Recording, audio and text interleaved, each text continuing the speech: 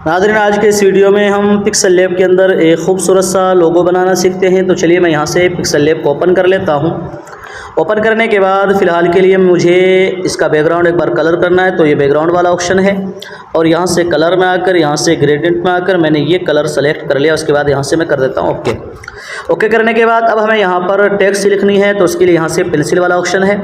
उसके बाद यहाँ से एडिट में आकर इसे मैं कर देता हूँ कट और यहाँ पर मैं लिख देता हूँ ए। उसके बाद यहाँ से मैं ओके कर दिया। ओके करने के बाद अब आ जाना है फ़ॉन्ट में, तो यहाँ पर ये फ़ॉन्ट वाला ऑप्शन है। उसके बाद यहाँ से मैं एक फ़ॉन्ट इस्तेमाल करने वाला हूँ, इसका लिंक वीडियो के डिस्क्रिप्शन के अंदर मैंने दे दिया है, वहाँ से आप इसे डाउनलोड कर सकते हैं। तो इसको मैंने बड़ा कर लिया, थोड़ा सा बड़ा करके इसको मैं यहाँ पर सेट कर लेता हूँ और सेट करने के बाद इसको मैं एक बार सेंटर कर लेता हूँ। जी हाँ, कुछ इस तरीके से। उसके बाद यहाँ से हमें करना है ये कॉपी वाला ऑप्शन है। कॉपी करने के बाद यहाँ से एडिट में आकर इसे कट करके मैं यहाँ पर लिख देता हूँ एच। ओके कर दिया। उसके बाद इसको मैं यहाँ पर सेट कर लेता हूँ और इसका फ़ॉन्ट हमें तब्दील करना है यानी बदलना है, तो ये फ़ॉन्ट में आ जाता हूँ। उसके बाद यहाँ से माई फ़ॉन्ट में और यहाँ से मैं ये वाला फ़ॉन्ट ले लेता हूँ, इसका भी लिंक वीडियो के डिस्क्रिप्शन के अंदर मौजूद है, वहाँ से आप इसे डाउनलोड कर सकते हैं। इसको मैं यहाँ पर सेट कर लेता हूँ अच्छे से।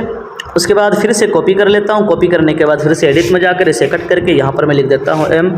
ओके कर दिया और इसको मैं यहाँ पर सेट कर लेता हूँ अच्छे से। जी हाँ, यहाँ पर सेट करने के बाद अब इन तीनों को मैं कर देता हूँ यहाँ से लेयर वाले ऑप्शन पे टच करके इस पे ताला पे लॉक कर दिया है। लॉक करने के बाद अब मैं जो है एम को और यहाँ से ए को हाइड कर दिया, यानी आँख वाले बटन पे आप टच करेंगे वो हाइड हो जाएगा। उसके बाद हमें आना है फिर से यहाँ से बीच वाले ऑप्शन पे टच करना है। उसके बाद यहाँ से शेप्स में और एक शेप कुछ इस तरीके की लेनी है हमें, क्योंकि इसे हमें करना है कटिंग। तो यहाँ से इसको मैं जूम कर लेता हूँ, ये जूम वाला ऑप्शन है, इस पर टच किया, इसको आप जितना बड़ा करना चाहें कर सकते हैं। उसके बाद फिर से जूम वाले ऑप्शन पर टच करके अब मैं इसको यहाँ पर सेट कर लेता हूँ अच्छे से, ताकि हम अच्छे से सेट कर सकें। ओके कर देता हूँ, देख लेता हूँ। जी हाँ, थोड़ी सी जगह ऊपर खाली है तो आपको पूरे अच्छे से सेट करना है। जी हाँ, इसको मैंने सेट कर लिया। उसके बाद फिर से यहाँ से जूम वाले ऑप्शन पे टच करके इस तरफ आ जाता हूँ। उसके बाद यहाँ से लेयर वाले ऑप्शन पे टच करके इसको सेलेक्ट करके इसकी एक कॉपी लेकर इसको मैं यहाँ पर सेट कर देता हूँ कुछ इस तरीके से।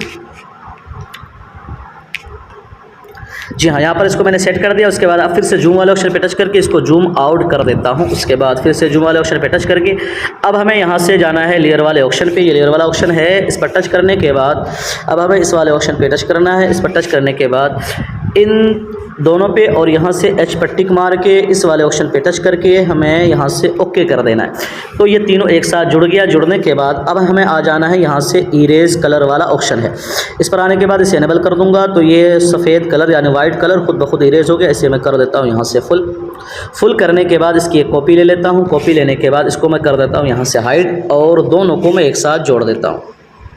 जी हाँ, तो इन दोनों को मैंने जोड़ दिया है। उसके बाद यहाँ से इसे भी लॉक कर देता हूँ और इन दोनों को भी मैं यहाँ से खोल देता हूँ, जो मैंने हाइड किया था HM को, इसको भी मैंने खोल दिया। खोलने के बाद अब हमें फिर से क्या करना है, यहाँ से शेप्स में जाना है और शेप्स में जाने के बाद यहाँ से एक शेप ले लेनी है गोल सी। इसके रेडियस को मैंने फुल कर दिया। उसके बाद इसका कलर जो है मैं यहाँ से कर देता हूँ ब्लैक। ब्लैक करने के बाद इसको थोड़ा सा छोटा करके इसको मैं यहाँ पर सेट कर लेता हूँ। उसके बाद ओके कर लेता हूँ। ओके करने के बाद इसको मैं एक बार इस तरीके से सेंटर कर लिया। उसके बाद इसकी एक कॉपी ले लेता हूँ और इसका कलर जो है मैं यहाँ से कर देता हूँ वाइट, यानी हमें यहाँ पर बनाना है चाँद, तो उस हिसाब से हमें यहाँ पर सेट करना है।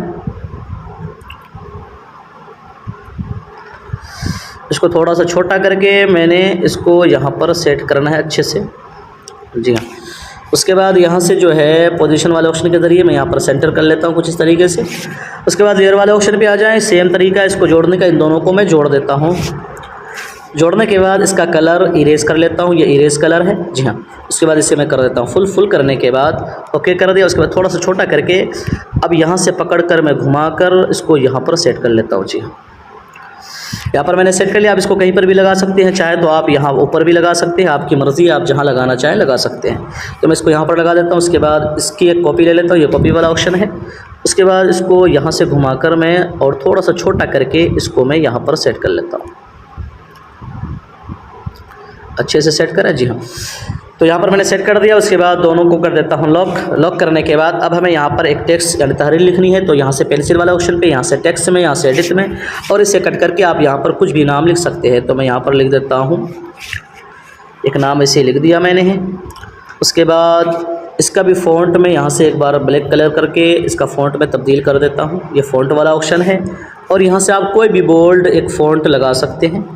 तो मैंने ये वाला फ़ॉन्ट लिया है, इसको थोड़ा सा बड़ा करके, और यहाँ से जो है स्पेसिंग वाला ऑप्शन जो है ये आप देख सकते हैं, इसके ज़रिए मैं इसको स्पेस दे देता हूँ ताकि ये तहरीर खूबसूरत हो जाए। जी हाँ, इस तरीके से हमने इसको यहाँ पर सेट कर दिया है। अब बारी है इसके ऊपर हमें कलर करना है। तो कलर करने के लिए आप किस पर कौन सा कलर करना चाहते हो वो अपने हिसाब से सेट करना पड़ेगा। तो मैं यहाँ से लेयर वाले ऑप्शन पर जाता हूँ। इस पर जाने के बाद यहाँ से जो है मुझे ए और एम और एक शेप को और ये नाम को एक कलर करना है, तो मैंने इन तीनों को एक साथ जोड़ दिया। अब एच और इस वाले शेप को हमें अलग कलर करना है, तो इसको मैंने अलग से जोड़ दिया है। अब मैं इस पर कलर कर लेता हूँ। तो यहाँ से जो कलर करूँगा मैं टेक्सचर का, तो बीच वाले ऑप्शन पे टच करके यहाँ से मैं टेक्सचर में आ जाता हूँ और यहाँ से मैंने ये वाला कलर ले लिया है, इसको मैंने अलग कलर किया है। उसके बाद इस वाले को सेलेक्ट करके इसके ऊपर कोई दूसरा कलर कर लेता हूँ। इसके ऊपर मैंने ये वाला कलर कर दिया है, इसको इनेबल कर देता हूँ। तो देखिए कुछ इस तरीके से हमने कलर कर लिया। अब दोनों को एक साथ में जोड़ देता हूँ। तो लेयर वाले ऑप्शन पे जाकर दोनों को मैंने जोड़ दिया, सेम तरीका जो पहले मैंने बताया है। अब हमें इस पर करना है 3D। तो 3D के लिए यहाँ 3D शेप वाला ऑप्शन है, इस पर जाके इनेबल कर देता हूँ और इसके डेप्थ को मैं कर देता हूँ 3। इसको थोड़ा सा छोटा बड़ा कर लेता हूँ। जी हाँ, यहाँ पर सेट हो गया है। उसके बाद इसके डार्किन को मैं कर देता हूँ यहाँ से 70।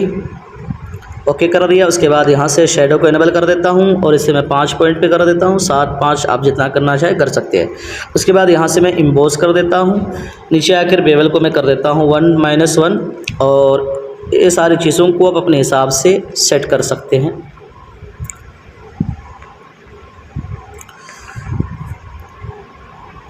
उसके बाद ओके करके अब आप देख सकते हैं कि ये हमारा जो खूबसूरत सा लोगो बनकर तैयार है। उसके बाद यहाँ से आप ये डाउनलोड वाला जो आइकन है इस पर टच करके यहाँ से सेव एस इमेज और यहाँ से आप इसको अल्ट्रा करके सेव टू गैलरी कर सकते हैं। अगर हो सकता है कि एक बार में सेव ना हो तो आप दोबारा इसको छोटा बड़ा करके सेव करके 2-3 बार कोशिश करेंगे तो इंशाअल्लाह आसानी के साथ ये सही सेव हो जाएगा। तो नाज़रीन, मुझे उम्मीद है कि ये वीडियो आपको ज़रूर पसंद आएगी। पसंद आए तो वीडियो को लाइक शेयर लाजमी किया करें और चैनल को सब्सक्राइब कर लें। फिर मिलते हैं, तब तक अपना ख्याल रखें। अल्लाह हाफ़िज़।